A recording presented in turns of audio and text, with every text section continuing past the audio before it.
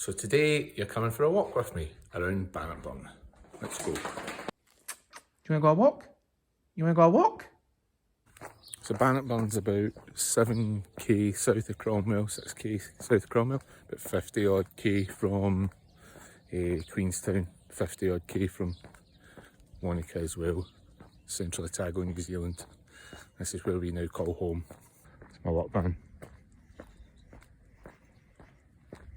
This is the lane that we live in, Ritchie Lane. There's the house. This is a concept you might not get in the UK. A mailbox. You can see where the house is, and here's where the mailbox is.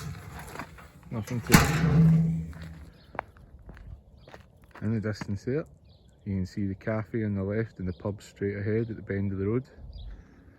And there's the house. So not too far, nice and easy. You do have to walk uphill if you're drunk though.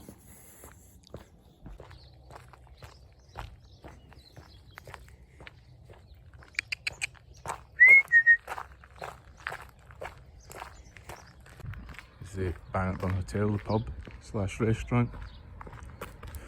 Voted, I think, top 100 best places in the world to drink wine. It's got over about 250 wines on their wine list. Which ain't bad for a pub. A bit of work done, but there's where you drink the wine, and there's your view. Not too bad. Here's Felton Road. There's at least seven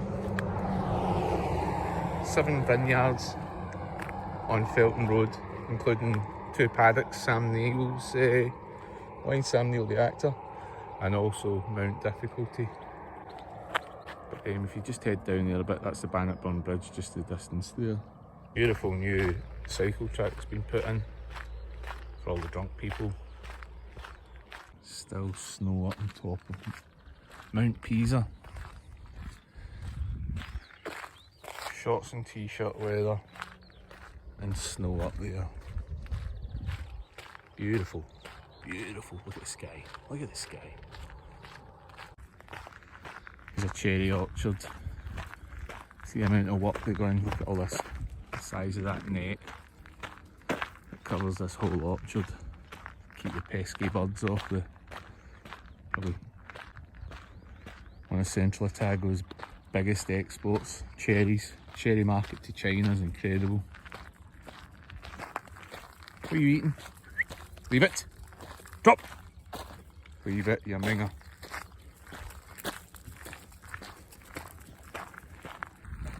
It's definitely not the worst part of the world to live in.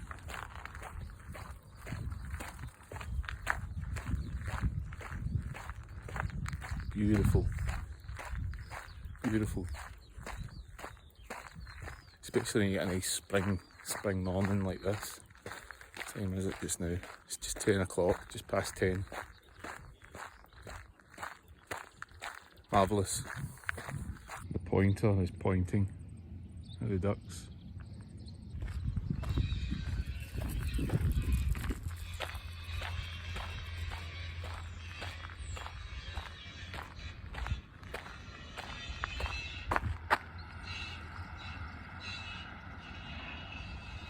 Did they run away? Poor boy. It's definitely good for the health, this, getting out and walking again.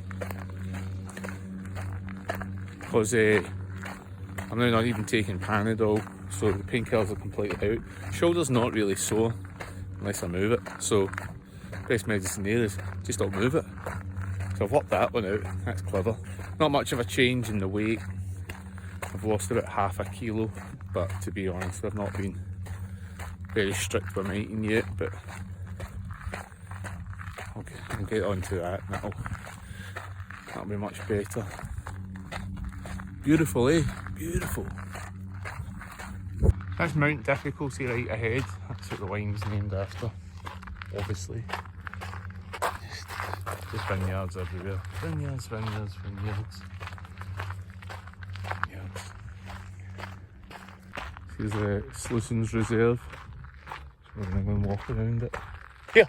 Oh! This is the old Sluicing where they did all the gold mining.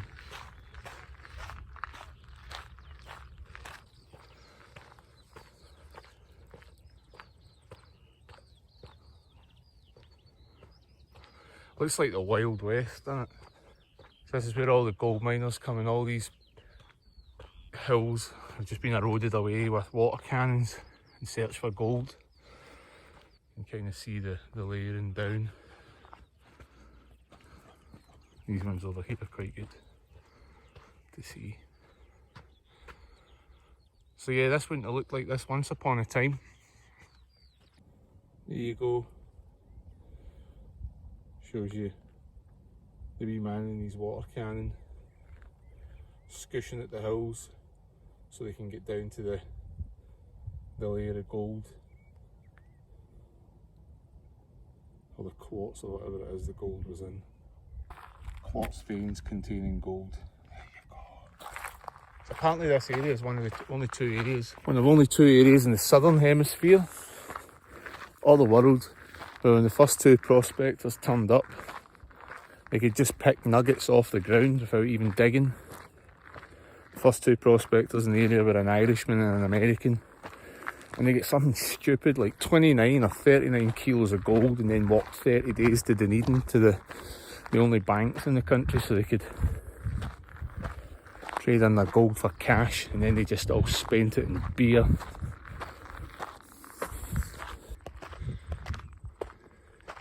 These are all the tailings rocks just discarded, thrown to the side when they've been mining. So it's quite incredible.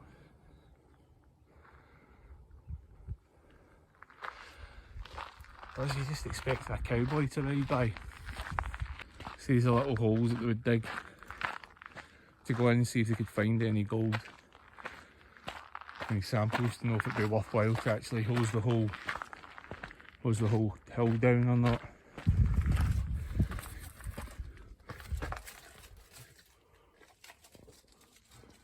Going quite deep.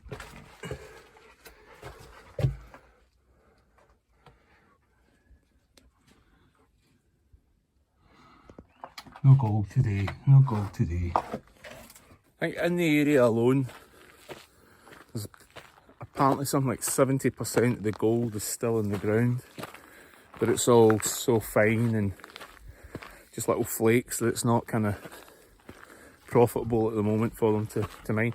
That said, a lot of these areas like this are now protected just because of historic, because of a reserve. So if you find any gold, you're supposed to leave it. You're a couple of wee miner men.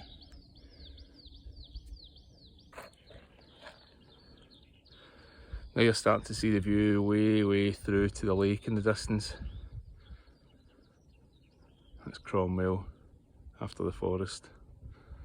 And you can see the river flowing down just in front of us. Not bad, not bad. Dog's nuts. Here, Kevin. Here. Good boy. Good boy. I don't know if the camera is able to show you just how vast this area is. It's quite a size.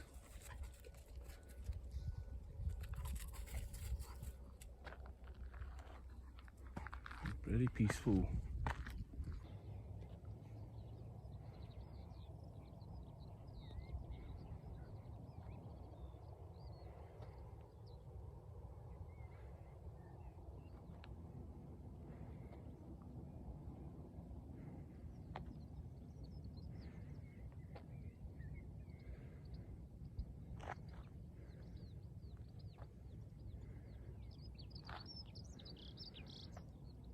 Top of the hill, another vineyard. I think this is Stuarttown Vineyard, because this is us now walking up to a historic settlement of Stuarttown.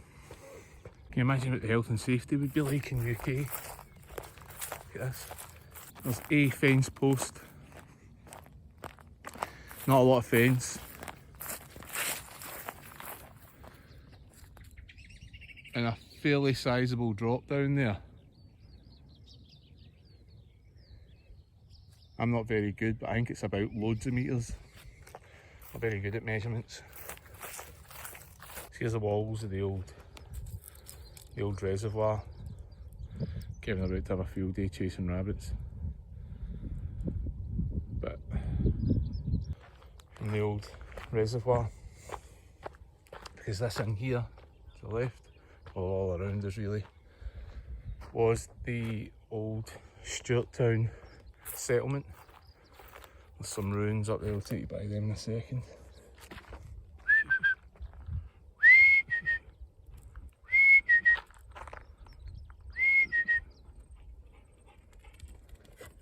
Good boy. There's unstable ruins in the old house. Kevin, here!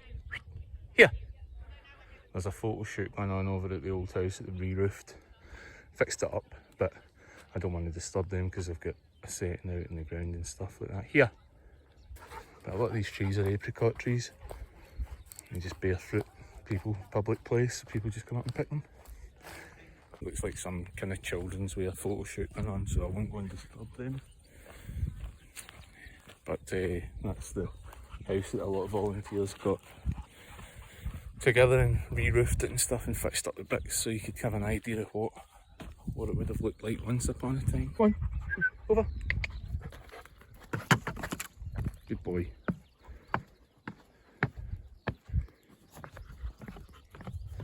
More vineyards.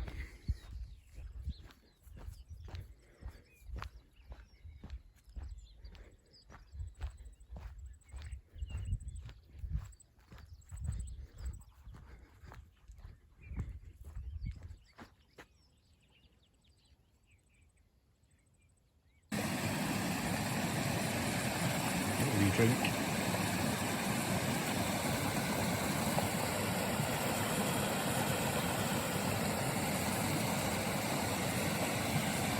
He's just showing off today.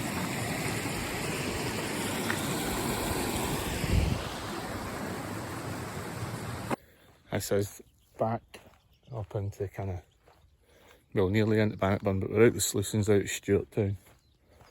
But yeah, still more vineyards. Vineyards, vineyards, vineyards. This is Kevin's best friend's house. Another short-haired pointer that lives up here, but the gate's shut, so he's sad.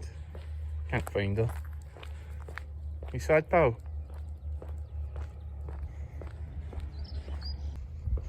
You can see all these houses here. Get a pretty spectacular view.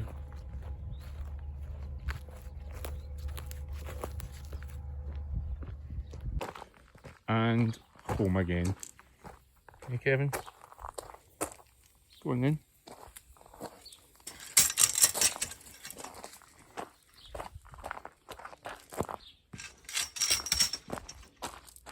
There you go, 7.5k. Thank you for joining me on my walk around Bannockburn. Hope you enjoyed it. See you later.